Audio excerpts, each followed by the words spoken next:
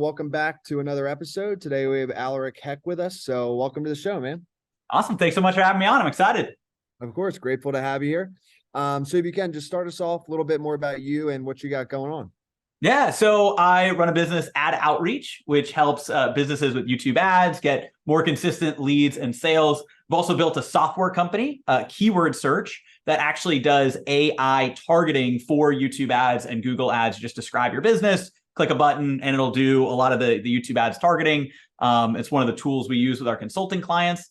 And then I've got a couple other businesses as well. I started out with a YouTube channel, 14 years ago. We might dive a little bit into that. And I also have an e-commerce company on the side as well. So got a few businesses, but the main one is AdOutreach and then the software Keyword Search that we use to kind of power some of the things we do with our clients. That's awesome. I can tell, and this was before I hit record, but I can tell you have the entrepreneurial spirit. That's for sure. So I'm not surprised because I only did research. I only found your one business, but now that you're saying you have other things going on, I am not surprised at all. I'm the same way as you. I feel like once you start, it's so hard to stop, man. It's so fun. I enjoy this stuff.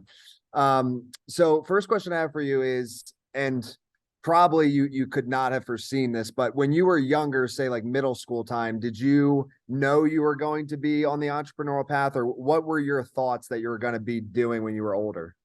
So there's two answers to that question. So yes, and also I thought it was going to be slightly different in that I actually started out my YouTube channel when I was in middle school. So, 14 years ago, I was, 12 years old, and I'm 26 now. I started out with my first business, which was a YouTube channel called AppFind. It still exists today. I've got a small team that runs it, reviewing mobile apps, tech tutorials, teaching people how to use their iPhone.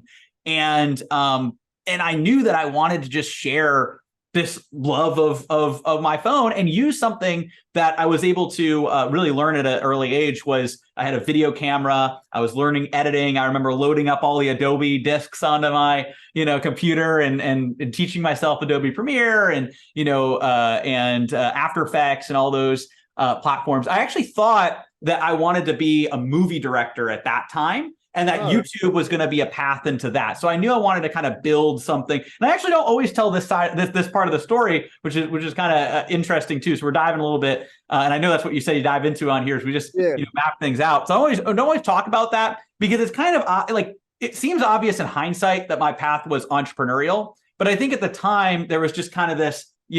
I had a video camera from an early age. I loved filming videos. And I can even tell you the moment that I realized that I was destined for entrepreneurship and marketing as opposed to creating videos. And I'll get to that in a second, but essentially I'd started that YouTube channel early on. I was just uploading videos. Originally it was just for a few friends, but then videos started to take off. People were watching them. At the time, the App Store, basically every app, cost a little bit of money, like 99 cents, whatever, all the good apps. And so people wanted to watch videos to find out what apps they wanted to download. Because if they were going to go and buy an app, they wanted to know, okay, is this a good app? It's not a good app.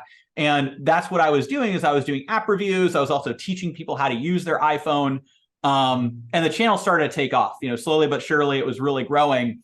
And by my sophomore year in high school, I had hit over 100,000 subscribers. And I had these videos that had gone viral. And what they were is teaching people how to use their iPhone. So I remember I did an iPhone 4 complete beginner's guide, hour-long video. Nobody was really doing even like videos that long. Was also you had to be a YouTube partner to even be able to do videos that long back then. So people don't even really realize that. But because there used to be an upload limit, and so I'd upload like this hour-long video as a YouTube partner. I did a full beginner's guide, and that was kind of the first video that hit over 1 million views and started to get a lot of traction. And by that time, I actually started earning. I was earning around 60,000 a year from that YouTube channel. I remember I had one of my teachers in the high school came over and he overheard me talking about what I was doing on YouTube and like the ad revenue and all that stuff. And I told him that I was I was making like $5,000-$6,000 a month, whatever it was at the time. And he said, "There's no way." I'm like, "What do you mean?" Like, let me show you. And so I just pull up the stats and show him, the ad revenue. And I wasn't trying to I was just He's like, yes, this is what it is. And his face kind of went white, and he's like, that's more than I make. It's more than a salary. I know. And that's when I realized, wait a second, I have something pretty cool here. And it was actually around that time that, again, you know, because before that I was filming like kind of sketch videos with my friends. I was watching, you know, like, and also at that time too, I was building the thing on YouTube. But even the people on YouTube, people don't really remember this. They wanted to break into the industry of like direct. This was before YouTube's now the thing, right? But in the past, back then, why were a lot of those YouTube content creators? They were doing movies, they were doing TV shows, right? They were, you know, aspiring to kind of break into that side of things. And so, you know, again, I loved filming videos. And so I thought that maybe my path would be to be a director, although I was loving the momentum I was building on the marketing side. So I remember going and I toured and I was looking at business schools. I like business as well. And I was looking at potential film schools. And so I remember I went to this kind of same time frame, sophomore, junior year of high school. I went to, I think it was Syracuse, and they had both a business and a film program. And I was actually looking at possibly like doing both of those. That's not what I ended up doing, but I was looking at both of them. And I remember going to the business side, and there's just this great kind of marketing talk. And I love that. And I was like really resonating with it. Then I went over to the film side, and I remember meeting with you know, one of the students there, and I was asking her about, you know, what she was working on, and she was talking about it, and she said that she was posting them on Vimeo, like these videos on Vimeo. And I said, well, you know, if you post the videos on YouTube and you title them a certain way, you tag them a certain way, you know, more people will watch them. And I remember distinctly what she said. She said, oh, I don't care if people watch the videos, I just want to make the best videos. And that's when I realized I'm not destined to be like a creator on videos, or like a director, or like, you know, a filmmaker.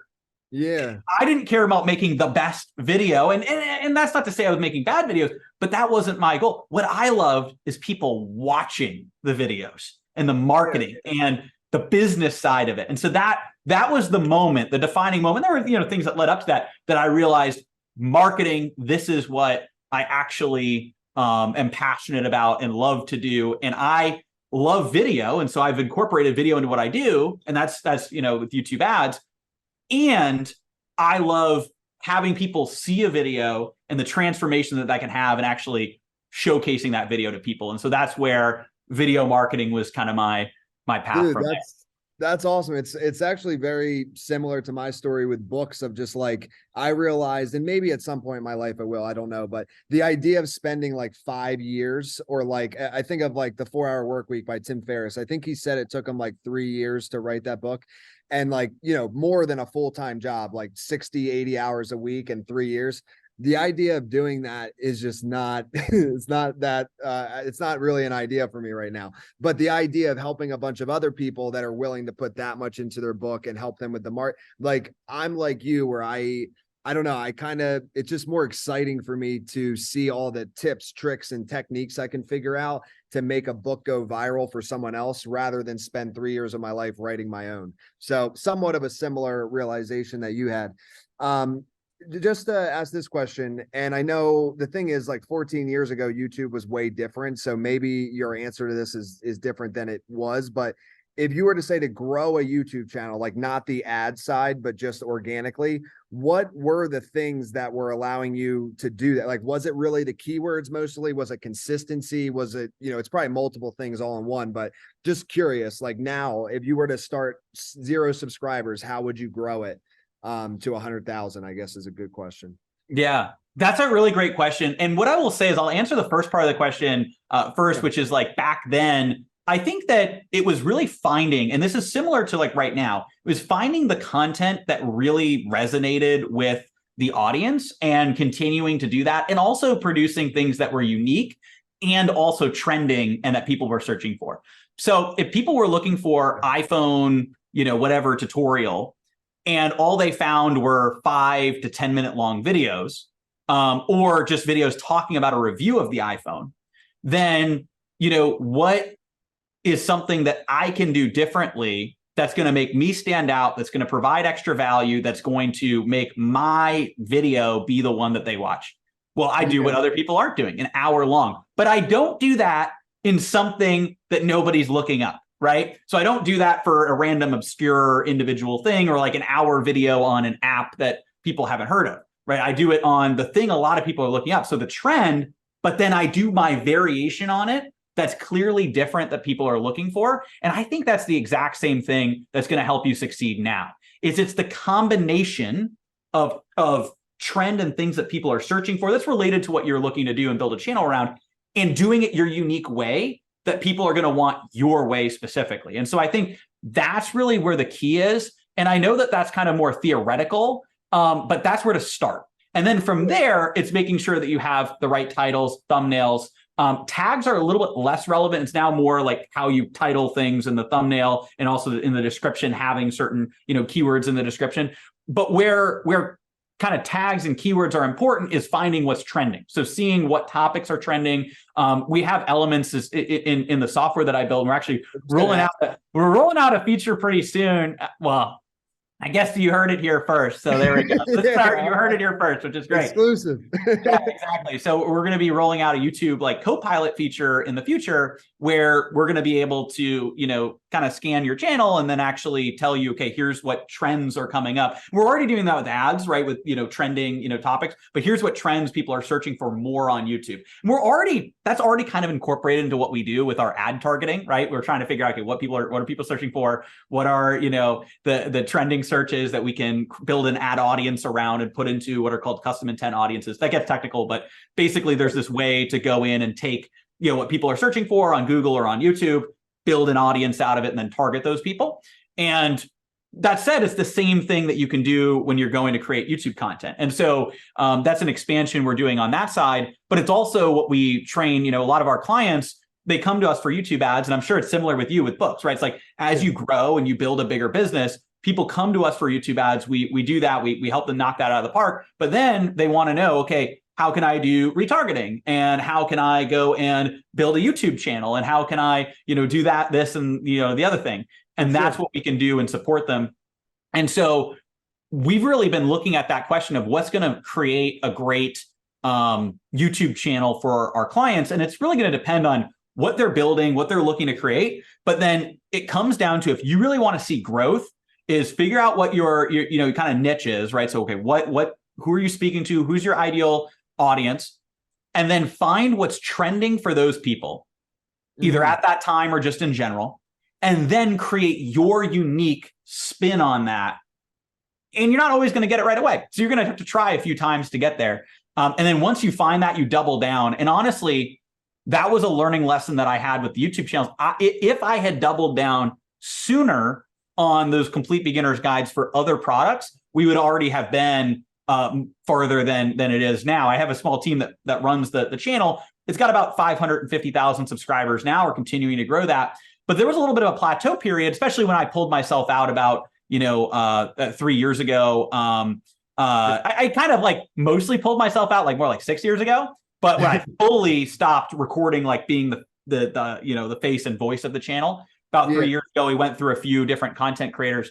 But one thing that we discovered recently is we should just create more of these complete beginner's guides. Now there's complete beginner's guides on the channel, which I've got Justin, who's like my main like content guy, is out in kind of Silicon Valley, kind of area, and he's plugged into all the latest tech and everything. And what we're having him do is create complete beginner's guides, not just on iPhones, but on like the Amazon Alexa, on, all the different phones and products, and like all these like different things that people can use. And that way we realize we have this format that works really well. Why not double down on that? Not just do it for these like iPhone videos, for instance. Yeah, and you could do it for apps too. I don't know why I was just thinking of like Evernote or like any app or whatever. You could do like how to maximize an app and like go into every little detail of how to use it or something. That could be something there. So So I want to dive deeper into your business, your current business, like your core one, the ad outreach and strategies around YouTube ads. But before we do, you kind of alluded to it. I realize there's kind of an open loop here. What happened in the middle? So we know where you are now and we know where you were in middle school, but how did you like get to this point? Like, I'm sure, did you have any businesses you started that did not work? Like, what were the ups and downs to get to this point in between, let's say when you were at 100,000 subscribers to where you are now with ad outreach? What's in the middle? Yeah. So, well, okay. So I'll talk about the middle, then I'll talk about where the transition happened from AppFind to ad outreach. So essentially, now we fast forward to go into college. So I realized I decided that I wanted to, focus on marketing, also build my business. I got accepted into some different colleges that, really were, it was kind of funny. It's like they were technically more prestigious, but they were saying, hey, you come here, you put the business aside, focus on classwork. And it just made no sense. It's like, you're supposed to be some of the top entrepreneurial colleges. And you're telling me that like, okay, that was good to get me in, but then you're going to go and just have me be in a classroom all day. It's like, kind of like, oh, that's good project, but now let's do this and then get you ready. Like it didn't make sense. And so I eventually, ended up going to UMass Amherst and in the Eisenberg School of Management. And I, got to college and I was doing my classwork, but I was also running my YouTube channel. One of the first things I did, you alluded to it earlier, the 4-hour work week. I read that book, and what I was able to do was I turned my YouTube channel into a 4-hour work week, which it continued to be until I actually stopped being the face of the channel. Now it's about a 30-minute to 1 hour work week, which is even better. But essentially, what I was able to do was pull myself out of all of the kind of systematized things, which was exactly what's taught in the book, right? And so essentially, I got a script writer, got a video editor, got a business development person. The time we were getting 50 to 100 inbound emails a day with people that wanted to like feature their apps on the channel, which was crazy. So we had all these people reaching out. So, business development person, we had, script writer, video editor, and I think there was one other role, but there's like a few of those like kind of roles to help every step along the way. And then essentially I had it down to a science where they would sign a sponsorship. I'd have the script writer do all the script, write the video. I trained them in my voice. And then what I was able to do was I would just record the audio. I wasn't even recording the actual apps or live action. That was being pre-recorded, and then it would be sent over to the editor. And so I'd have this kind of whole production. And so I pulled myself out of that. That was making about 6 figures a year. Was putting some of it towards college, some of it in savings, and then I was reinvesting some of it into what I was going to do as my next business. So I was going to do a kind of Apple News style like blog website thing. And that actually didn't end up working out as well. There were a couple other things. I was going to start like a different YouTube channel and expand into other YouTube channels. And I was trying to find other, trying to do like a content incubator. And I was going to like kind of have somebody I was going to build up that, that I had found there. So there's a couple of those things that didn't work out as well, but I didn't really aggressively pursue something that didn't perform, if that makes sense. Like there were just a couple of those ideas that didn't really click. What ended up happening is I then found what the next opportunity was, still in that, kind of between my freshman and sophomore year of college. Basically, there was all these apps that would sponsor me. So I would do a video, they'd get a bunch of downloads, it'd be great. And the word of mouth, that's why so many people were reaching out, because whenever I would feature an app, they would get a lot of downloads. They get a lot of people to download it. And so what ended up happening is I had one social media app that sponsored me, and they got a bunch of downloads. It was great. So they said, hey, can you do the same promotion tomorrow? Like upload the same video, same dedicated video. We want to double our users from what the last one was. Yeah. And I had to tell them, well, it doesn't really work like that, right? You can't just post the same video the next day to the same audience. I was like, I don't know if that'll work. Exactly. And so I said, hey, I don't want to take your money and just do that. Like that, it's not going to work the way you think it will. But what if we take that $500 that they were going to pay, to repost the video? Let's take that $500, just put it into YouTube ads.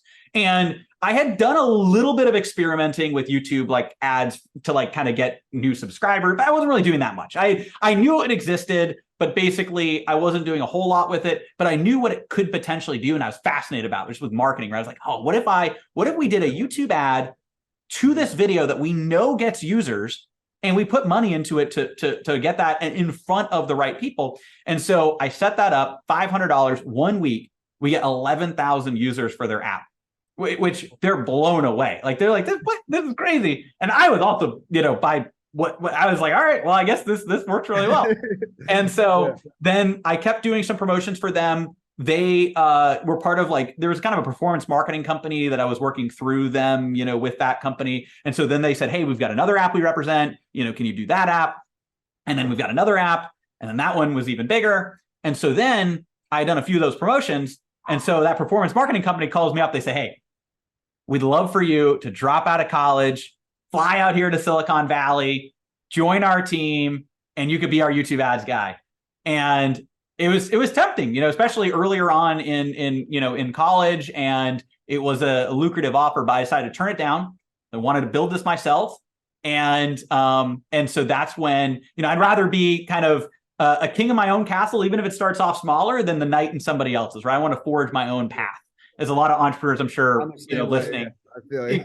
Exactly. And so what I was able to do was I built, and it took some time before I officially kind of formed it. So like around my sophomore year of college is when I, officially formed what is now AdOutreach. At the time with AppOutreach, it was like YouTube ads for mobile apps. I tapped my network, reached out to all the developers I had done promotions for before, signed, the couple dozen clients from that, ran promotions, got, app downloads. And then what I noticed was it was later on that year that I discovered ClickFunnels. So I was at HubSpot Inbound in 2016, went over to the ClickFunnels booth and got connected with them, created a funnel, joined a mastermind, not their mastermind, but mastermind kind of around building out funnels, learn how to build like a webinar funnel. And I was doing YouTube ads to a webinar funnel to then have people learn how to or not learn, but to have people discover like what was possible with mobile app ads. And I was like, then going to run YouTube ads for their app. Yeah. What I realized was I was running YouTube ads to a webinar, and other people in the mastermind started to notice, how are you getting so many people to show up for your webinars and like such a low webinar registration cost? Like all of ours is more expensive on Facebook. And so that's when I realized that my expertise wasn't just working with, mobile apps and YouTube ads for mobile apps. I could do YouTube ads for other businesses, and especially online businesses that have funnels. So then I started to do YouTube ads for a variety of the people in that mastermind. Then I realized that this is something that I had really developed. And so I started, over the course of the next couple of years, and kind of fast forwarding here, started to teach YouTube ads at a time when most people were just doing Facebook, right? And so then I was able to go out and train people in YouTube ads, help businesses set it up. We kind of had a hybrid model where we'd hands-on help them set up their campaigns, but also show them how it works and show them how they can continue to run it long-term. And that's, basically what we were able to scale up and has turned into AdOutreach today. Really supporting businesses and using YouTube ads to get in front of the right people, to have the right message, reaching the right person, the right time, the right message. That's the key.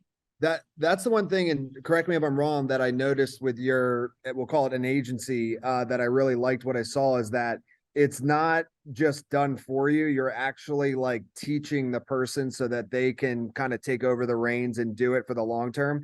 And it's funny kind of timing, or just interesting timing, because like Hermosi, I'm a big fan of his. I love his first book. I just finished his second book. And that's actually one of the ways he teaches about like when you work with agencies, he's like, don't just pay them to do it for you, pay them to consult you, and then you'll learn it and then have your team internally do it. So you kind of, based on my understanding, is that you do kind of do it for them, but you're also equipping them with everything they need to do it without you. Is that accurate?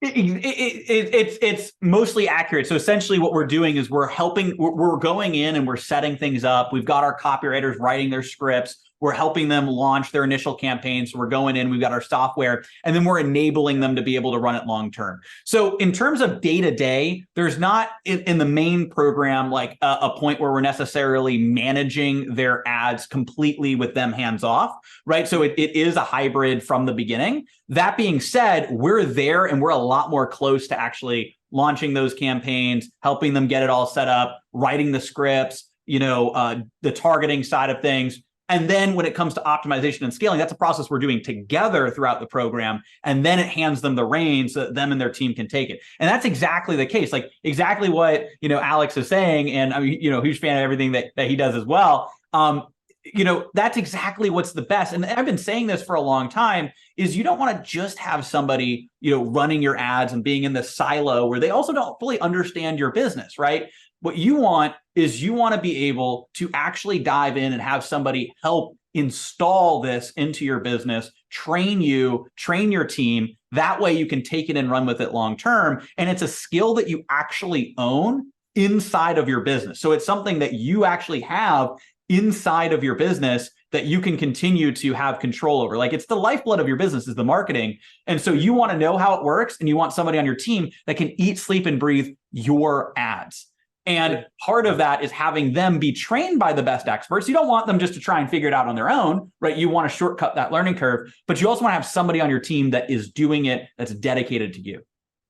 Yeah. And I think the reason for that too is just the reality is say you're an agency and you're managing, hundreds of different people's campaigns, and I'm not saying anything negative. It's just the reality is you care about your own ad spend more than any agency would. So it's like, but that could also be a part of the negative, right? I think a lot of times people give up on paid ads because they spend their first couple grand and they don't see results and then they get scared. But so here's actually a good question then, having said that, is for YouTube ads, is it similar as Facebook ads where, you got to spend some in the beginning, throw it against the wall and see what sticks? Like you're not going to find what works with $50. Like you can use your tool and your consulting and you can have like a very good idea of what will work. But until you spend, I'd say at least a couple grand, you have to be willing to go in the red a little to get massively in the green. Is that accurate, you would say? And so I'd say yes. And it's a little bit of a hybrid of what you're saying, because I think that, yes, you do need to have time to test with any form of advertising. This isn't just YouTube or Facebook or anything, any form of advertising. What you're doing is you're essentially saying, okay, this is, the dartboard is over here. And we know we're not throwing darts in the wrong direction, right? We know where the dartboard is, but we're throwing darts and some might miss the board. Well, we're going to analyze that. Some, might land on some of the outer rims. We're going to see, okay, what can we do to actually change our trajectory a little bit? Then you're going to have some that hit the bullseye. And then what you want to do is you want to analyze that and say, okay, how can we keep hitting the bullseye? How can we, change the way we're throwing these other darts so you keep throwing darts towards the bullseye? That's how I describe ads. And it's exactly what you're saying. That said, I do think that there's people that take this approach where they spend a whole lot at the beginning. They go super broad. And I've talked with, and a lot of them are agencies that sometimes are incentivized on ad spend and other things. They'll go really broad at the beginning and then they'll narrow down. So like what I like to do is get more targeted with a few campaigns that are more specifically targeted towards your ideal clients. That's what our software does too, is it actually goes in and says, okay, here's what they're likely searching for on YouTube and Google. And these could be longer tail keywords. And let's go in. And maybe we're not building the campaign that you're going to be able to infinitely scale, but we want to build a campaign that you're going to be able to have as a bedrock that you can scale, yes, but then have as a bedrock that gets you results early on that then you can scale like a tree, right? So a lot of people treat campaigns like a balloon, right? Where you can just kind of just fill it, full of air, just like, all right, this one's working. Let's pump it up as much as possible. bigger. But then what happens, right? It bursts, it pops. Yeah. And so what we found is what you need to do is treat your campaigns like a tree. And it's the same thing that I talked about with the dart analogy. And what you're saying is completely, true, right? It's going to take a little bit of spending to narrow down and see what works. But once you have those campaigns that are working and you have essentially like a seedling that now is becoming a tree, you don't want to just, really try and scale it super fast. You want to take care of it. You want to water it. You want to pay attention to it. And then you also want to create branches off of it. So instead of like a balloon just trying to pump that one campaign full of as much budget as possible and risk it, it not performing at the same level. You do want to keep scaling it, right? So I'm not saying don't do that. You want to do that, but then you want to create branches. You want to say, what made this campaign work? How can we create 3 new variations that are very similar but slightly different, kind of like a family tree? And then we create branches, and one of them might not work, and that just falls off, but the other ones do. And so now those are sturdy branches. Then you create branches off of that and branches off of that. And so essentially, we call this the tree scaling strategy, but you want to scale a sturdy foundation with that initial campaign that you see really performs.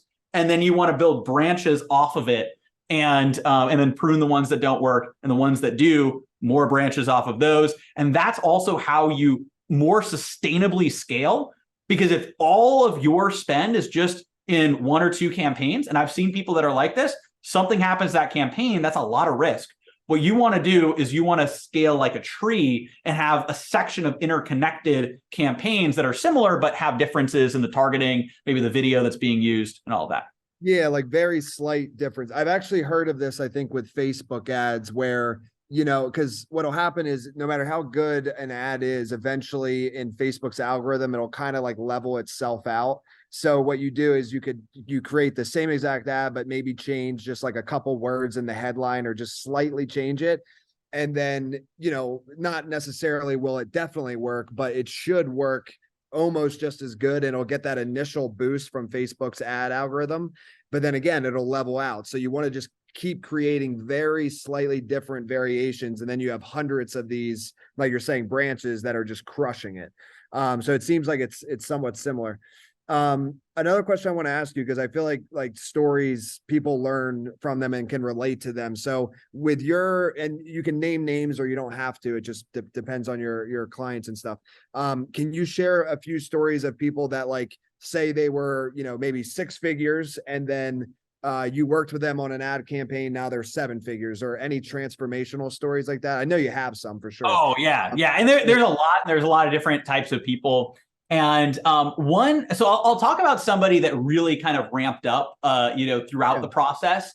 And then I'll talk about some of the bigger examples of going, from, multiple 6 figures to now, to multi 7 figures and all that stuff. But essentially, we had, in terms of a month, but we had, we have a client, Jared Ernie, who's really fantastic. And and so what he does is he helps out businesses, like local businesses, with their Google My Business profile.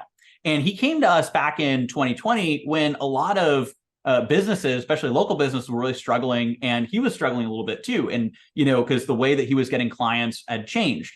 And so we were able to get him on YouTube and get his YouTube ads up and running. And what he was able to do is within just a month, actually, I think it was 6 weeks was the exact amount of time. He had tripled the amount of revenue he was bringing in on a monthly basis in his business.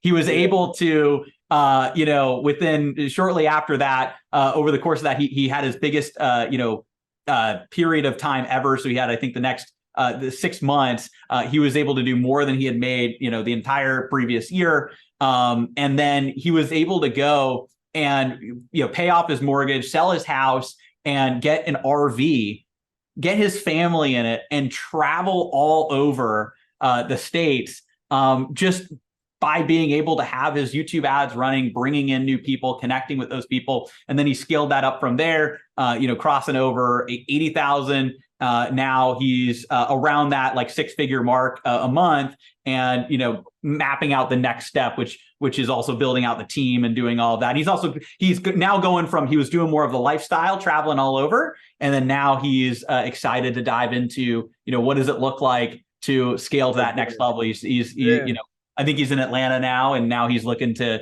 take it to that next level, and that's what we're helping him with. And so that's just an example of somebody that comes through. And the reason I use him as an example is I really like to talk about like the ripple effect of impact. That really matters to me, because he's going out and helping small businesses, right? And helping them with their Google My Business profile. Like, they don't have, and that's with like Google reviews and like the location popping up. Yeah. A business doesn't have that. They could really, that's a local business, right? They could really, not perform as well as if they had one. And so he's really impacting and helping a lot of people. And by us being able to help impact him, he's able to go out and create that ripple effect with other businesses, with the businesses that he supports, and his mission to grow. Another great client that we scaled to multiple like 6 figures a month, and was kind of before that. I was actually just on with him the other day.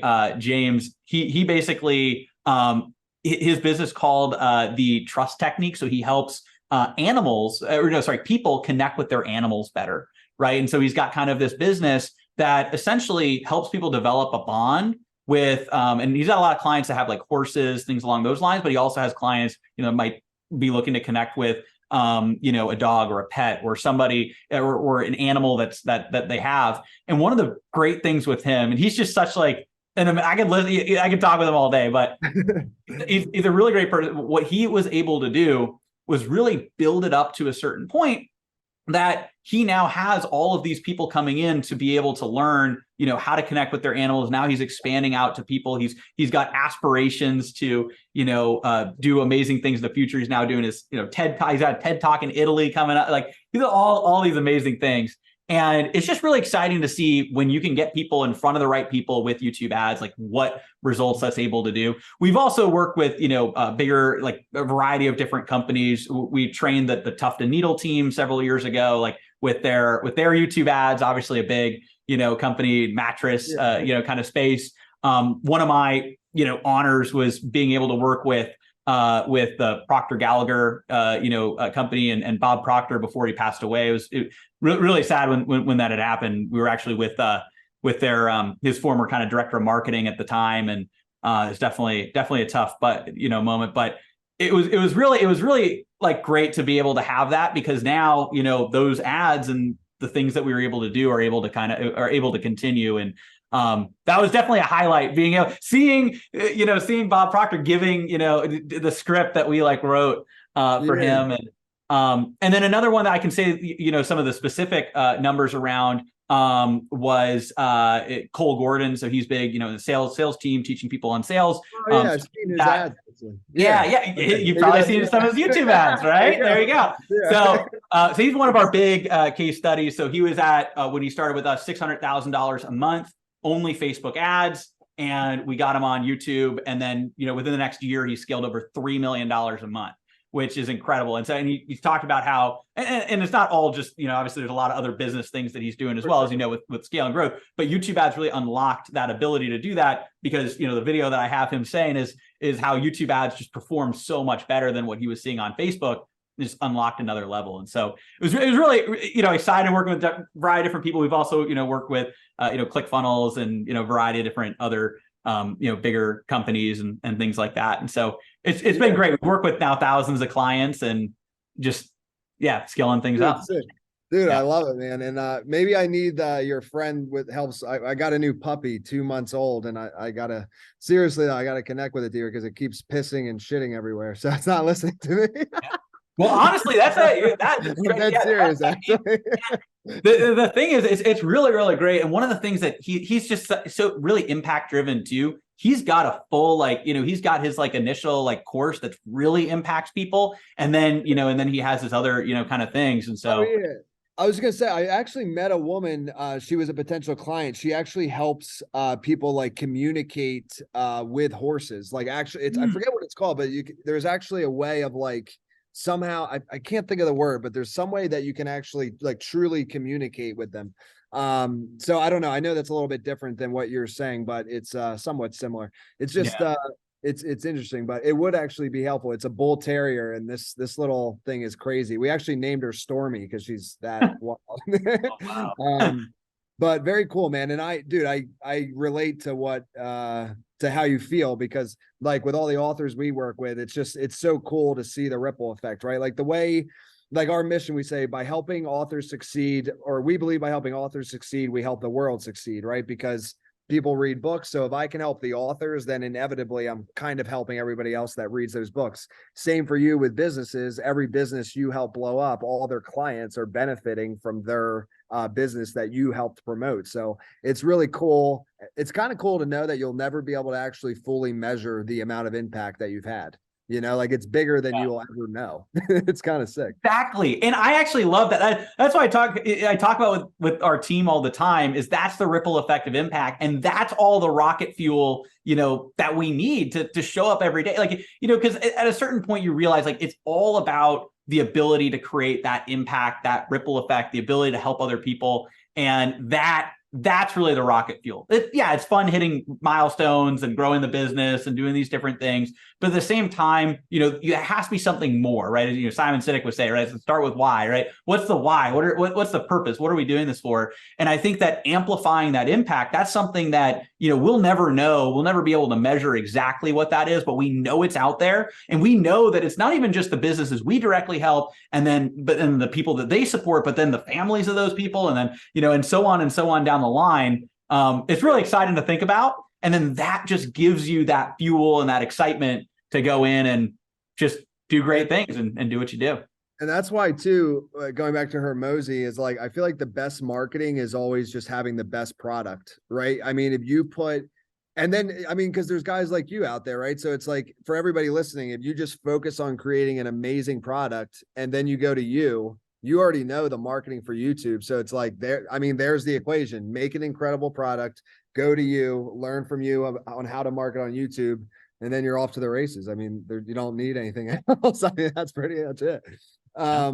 So last thing I want to ask you, like, is there anything we didn't cover that you want to touch on? And then if not, please share with people like how they can stay in contact with you, social medias, website, and any first steps if they are interested in working with your team.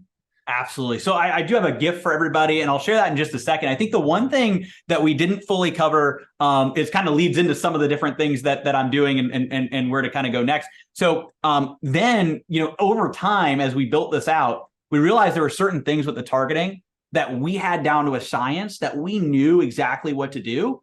But what we wanted to do is make this process simple for our clients. And so we developed this software internally for our clients that basically originally, so it's keyword search, it's keywordsearch.com. And originally what we would do is we would go in and do individual YouTube keyword research. And then from there, over time, YouTube shifted to be more audience targeting specific. So you build out these audience segments. So how to target people, basically what are they searching for on YouTube? What are they searching for on Google? What are the URLs they might be going to? There's this thing called audience segments. And so over the last 9 months, what we're able to do is AI really, took prominence. AI is everywhere now. We added AI into the software with our proprietary algorithm that we had already developed that actually helps us find all of the different searches that people are doing on YouTube, on Google. There's a certain way that we run it through and collect that data and related search terms and all of that. And so what we're able to do is add AI. So people just go in there and just describe, okay, here's what my business is. Here's some details about the business. They add their website. They click generate, and then it'll go in. It'll give them all of the different targeting options that they can do for YouTube, for Google Ads. Select which ones they want, click sync to Google Ads, and you can have audience segments already made. And so that's something that over time I realized, like, I also wanted to kind of build, a tech like software and really empower what we're already doing with clients. And I will say that especially people that have those, product services, coaching, consulting, they're experts, they're really looking to scale and grow. It's not just about the software. There's obviously a lot more to it than that. And I'd encourage taking a look at some more other resources, potentially reaching out to our team. But the software combined with, what we're able to do and train our clients, it just speeds up the process. We can train our clients to use the software to actually find way more audiences and more in-depth audiences than they can find on their own. And then here's how to take those and set up your campaigns. Here's how to create the video. Here's how to put all these pieces together.